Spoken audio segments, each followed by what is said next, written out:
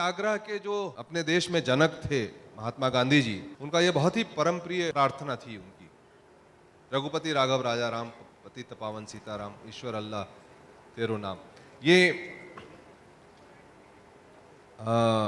पूरे हिंदुस्तान, पूरे सब देशवासियों को ये हमेशा प्रेरित करता रहता है। उसी से प्रेरणा लेते हुए हमने इस प्रार्थना में अपने भी कुछ भाव जोड़े हैं। सत्याग्रह जो फिल्म है वो युवा वर्ग को जोड़ते हुए उनकी जो आज समाज से, देश से, अपने आप से, अपने भविष्य से जो चाहत है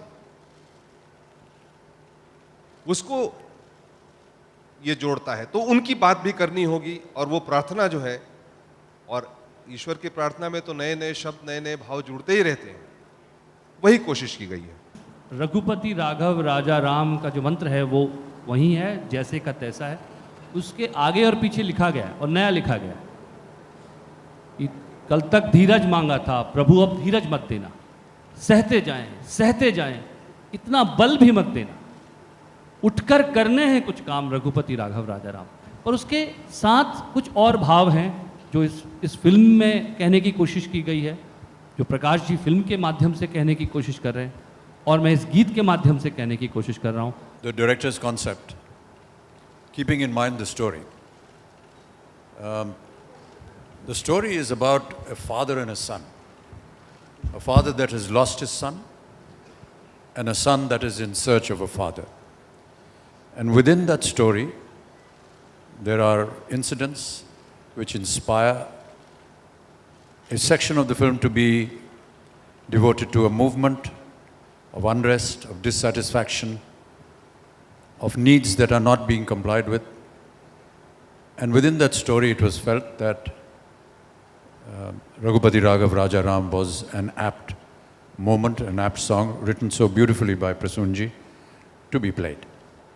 The relevance of this song in today's political, social scenario, so obvious, because whatever we have added to the original prayer is the sentiment of today's young people who are restless, who are needing, demanding and wishing for performance from system, from their elders, from the peers.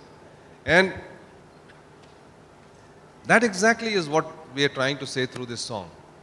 We have taken inspirations from the prayers. हमारी film के अंदर में जो कारण हैं वो अन्ना हजारे जी के कारणों से नहीं जुड़े हुए हैं, ना ही उस पर आधारित हैं। जो मेथड है वो भी वहाँ का नहीं है, वैसा नहीं है। जो कहानी है वो भी वैसी नहीं है। इसीलिए मैं कहता हूँ कि ये इसका रिफ्लेक्शन वहाँ से नहीं है। एसेंस महात्मा गांधी के सत्याग्रह से हो सकता है, अन्ना हजारे के सत्याग्रह से हो सकता है, निर्भया कांड के सत्याग्रह से हो सकता है, अरब स्प्रिंग से हो सकता है। आप क्यों परेशान करते हो अमिताभ जी को? ये हमको नहीं परेशान करेंगे तो आपको करेंगे क्या? हमसे तो बच जाएंगे, आपसे नहीं बच पाएंगे।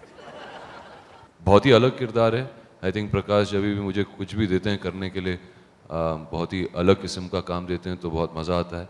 तो इसमें भी आप एक बिल्कुल अलग किरदार देखेंगे कि यंग पॉलिटिकल वर्कर हैं, एस्पायरिंग पॉलिटिशियन है जो एक पार्टी बनाना चाहते हैं खुद का। काफ़ी कलरफुल कैरेक्टर है, काफ़ी वॉलेटाइल है, सॉफ्ट हार्टेड भी है। I think Prakash ji's just written a character of a woman who's totally involved in her work. She's like, that's all she can think of. A woman with dignity and integrity, a strong journalist, top of her game.